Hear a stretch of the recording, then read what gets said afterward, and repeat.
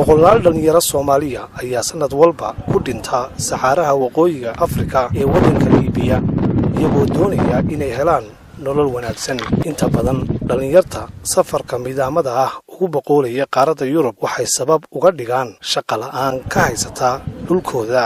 waxa kale oo jira kuwa kale oo kumanaan dollar sanad walba kala soo baxa dhul haddii ay taaribaan loo iibin lahaa si looga bixiyo lacagta magafaha.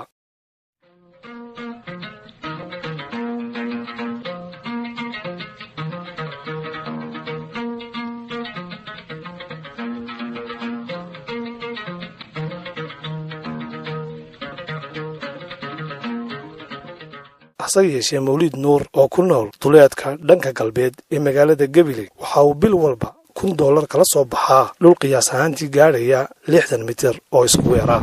maadaama ay shaqaaluhu lagu badan yahay oo ay shaqaalaha noo shaqeeya ay yihiin qof xaasilka ah faa'iidada noo soo hadhaa bishii wuxuu gaaraa $1,000 ilaa $1,500.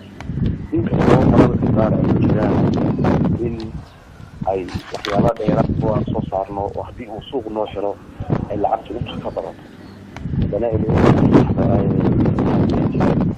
ma garatay noo soo hadhaa wuxuu noqdaa $1,000 ilaa $1,500.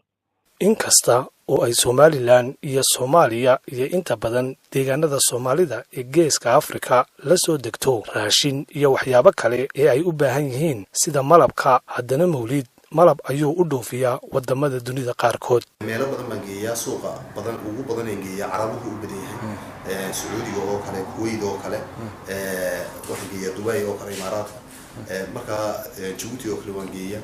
marka inta badan waa imika iska bilowgun hadda ana waxaan bilaabay mugortay inaan Yurub geliyo iyo Mareykanka. may weli kama saarin waayo dadkeenan fahmin in uu malabkan imanaya uu yahay malab dhab ah iyo in kale may fahmin waayo imika Dubai oo kale malabyada la inooga keeno $10 baa la siiyaa anu kan Dubai geeyana $30 baa laga siistaa waayo baa keenan loo siisanaya $30 kooga $10 ay inooga siinayaan. marka waa laab duniduna maanta waxay ka ilbaxday inay urta iyo dhadhanka iyo midabka samayso saddexdaaba laab lagu diyaariyaa dabadeedna wixii waa wax artificial wixii loo wax organic oo ma garatay 100% oo la og yahay halka uu ka soo baxay halka uu dhaw.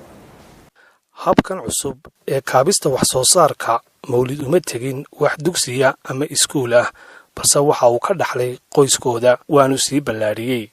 barnaamijkan wallahi dalka gudihiisa baan ku bartay in badan dalka dibadiisa wax aqoon badan kama raadin inkastoo booqasho u tagtago muqtay meelaha oo ma garatay dalka dibadiisa sida aan tago Kenya oo kale meelahaas oo kale laakiin dalka gudihiisa baan ku diyaariyay inta badan.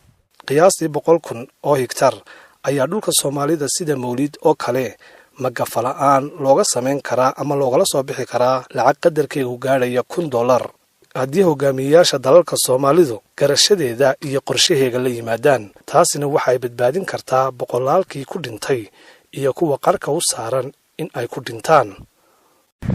Abdishakuur Haybe, warbaahinta STN, magaalada Hargeysa.